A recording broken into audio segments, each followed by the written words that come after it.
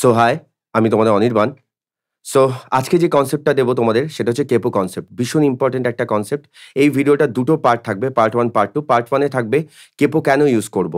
আর second পার্টে থাকবে capo কিভাবে ইউজ করব? সো কেপো কেন ইউজ করব? আমরা যারা গান শিখি তারা হারমোনিয়াম ইউজ করি। তারা জানে যে চেঞ্জার হারমোনিয়াম যারা ইউজ করো, তারা চেঞ্জার হারমোনিয়াম যারা একটা চেঞ্জার হারমোনিয়ামে কেন ঘাটগুলো থাকে? ঘাটগুলো বিকজ আমরা একটা স্কেলে অনেকেই আছে, বেশিরভাগই আছে যারা একটা স্কেলে ভীষণ কমফোর্টেবল হয় বাজাতে, ফিঙ্গারিং করতে।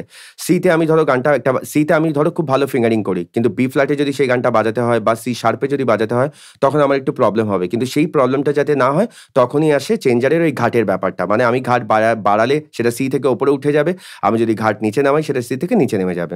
এটা হচ্ছে হারমোনিয়ামের ব্যাপারে। আর যারা কিবোর্ড শিখছে বা যারা কিবোর্ড শেখে বা কিবোর্ড বাজায়, তারা জানে ট্রান্সপোজ ওয়ার্ডটা। ট্রান্সপোজ ওয়ার্ডটাও সেই একই কাজ করে। যে আমরা একটা কর্ডে গানটাকে প্লে করছি, কিন্তু অন্য কর্ডে আমি কমফোর্টেবল নই। কিন্তু সেই কর্ডেই বাজাবো, অথচ যে কর্ডে গান একটা সিঙ্গার গাইতে চাইছে, সেই কর্ডে গানটা বাজবে। সেটা কি করে? সেক্ষেত্রে ট্রান্সপোজ। এবার ট্রান্সপোজের কিভাবে হিসাব করতে হয় সেটা আমি নেক্সট ভিডিওতে বলে দেবো তোমাদেরকে। কিন্তু এই যে ট্রান্সপোজ আর এই যে হারমোনিয়ামের ঘাট, এই কনসেপ্টটাই আসে গিটারে। যে এই যে কেপো আমরা ইউজ করি, এই কেপো দিয়ে আমরা ওই কিবোর্ডের যেটা ভাষা আমরা ট্রান্সপোজ বলি, সেই ট্রান্সপোজ করা যেটা আমরা গিটারে ইউজ করে থাকি এই কেপো দিয়ে। তো আমরা কোনো একটা গান যদি জি, ই মাইনর, সি আর ডি, যদি এতে কোনো একটা গান থাকে, এই কর্ডগুলো বাজিয়ে একটা গান করতে হয়। তো এই গানটা জি, ই মাইনর, সি, ডি তোমরা সবাই প্লে করতে জানো। কিন্তু এই গানটা যদি কেউ জি শার্পে করতে চায়, তখন এখানে অনেকেরই প্রবলেম হয়ে যাবে। যারা বার কর্ড প্লে করতে পারে না। কেপো কনসেপ্ট হচ্ছে যারা বার কর্ড প্লে করতে পারে না।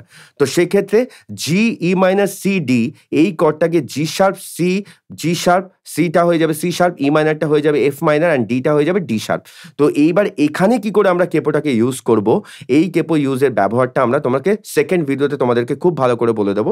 তবে শুধু এই ভিডিওতে বলে দিই, আমরা এখানে যে ফ্রেটে ফার্স্ট ফ্রেট বা সেকেন্ড ফ্রেট, এইভাবে যদি আমরা কেপোটাকে ওঠাতে থাকি, বা পরপর freight, first freight, second freight, third, এইভাবে যে কর্ডে তোমরা বাজাচ্ছ সেই কর্ড থেকে যদি ওপরের কর্ডে কেউ জি থেকে জি শার্প, জি শার্প থেকে এ থেকে বি ফ্ল্যাট এইভাবে গাইতে চায়, তখন তোমাদেরকে কেপো দিয়ে এইভাবে ইউজ করে তোমরা সেম শেপ বাজাবে।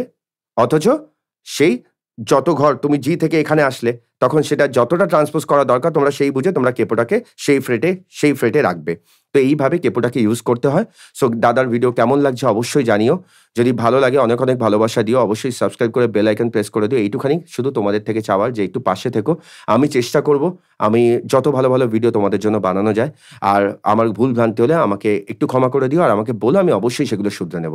Thank you so much.